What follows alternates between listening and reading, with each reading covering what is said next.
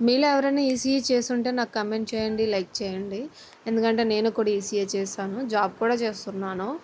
ECE job ఎలా తెచ్చుకోవాలో నేను చెప్తాను ఈరోజు.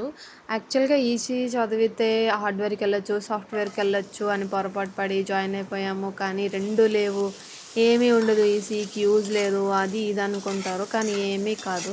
ఈసీఈకి ఎక్కువ బెనిఫిట్ ఉంది. ఈసీఈ వాళ్ళకి ఎక్కువ ప్యాకేజెస్ వచ్చే ఛాన్స్ కూడా ఉంది అన్ని బ్రాంచుల కంటే.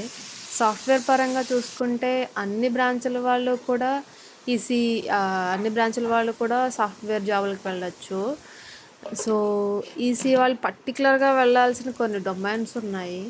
సో, నేనైతే నెట్వర్కింగ్ డొమైన్‌లో చేస్తున్నాను. ఎందుకంటే నాకు ఫస్ట్ నుంచి కూడా నెట్వర్కింగ్ డొమైన్ ఒక్కటే ఇష్టం. మీరెవరైనా వెళ్ళాలనుకుంటే నేను డొమైన్స్ చెప్తాను. ముఖ్యంగా ఎంటెక్ చేసిన వాళ్ళైతే బాగా వెళ్ళాల్సిన డొమైన్స్ ఏమంటే ఎంబెడెడ్ సిస్టమ్, వీఎల్ఎస్ఏ అండి. మామూలుగా జనరల్‌గా మన ఈసీ వాళ్ళు దేనికెళ్ళొచ్చంటే టెలికాం డొమైన్‌కెళ్ళొచ్చు. ఇంకా కమ్యూనికేషన్ డొమైన్ ఉంటుంది. ఇంకా VLSI, embedded system, networking domain ఇవి అన్నిట్లికి కూడా మనం ఎలిజిబుల్. వీఎల్ఎస్ఐ, ఎంబెడెడ్ సిస్టమ్ అయితే ఫస్ట్ ప్రిఫరెన్స్ ఈసీ వాళ్ళకే ఇస్తారండి. సో, ఎంబెడెడ్ సిస్టమ్, వీఎల్ఎస్ఐ ఎవరైతే ఎంటెక్‌లో ఈ స్పెషలైజేషన్ చేసుంటారో వాళ్ళు వీటికైతే ఎలిజిబుల్ అండి బాగా. ఇవి చూస్ చేసుకోండి.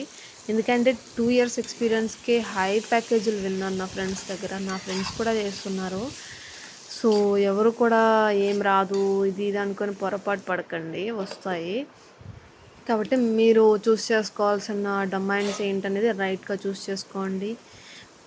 పాస్ అవ్వడం అనేది చాలా ఈజీ ఈసీలో. కానీ అర్థం అవ్వడం అనేది, నాలెడ్జ్ గెయిన్ చేయడం అనేది కొద్దిగా చాలా కష్టం అన్ని బ్రాంచులతోనే పోలిస్తే.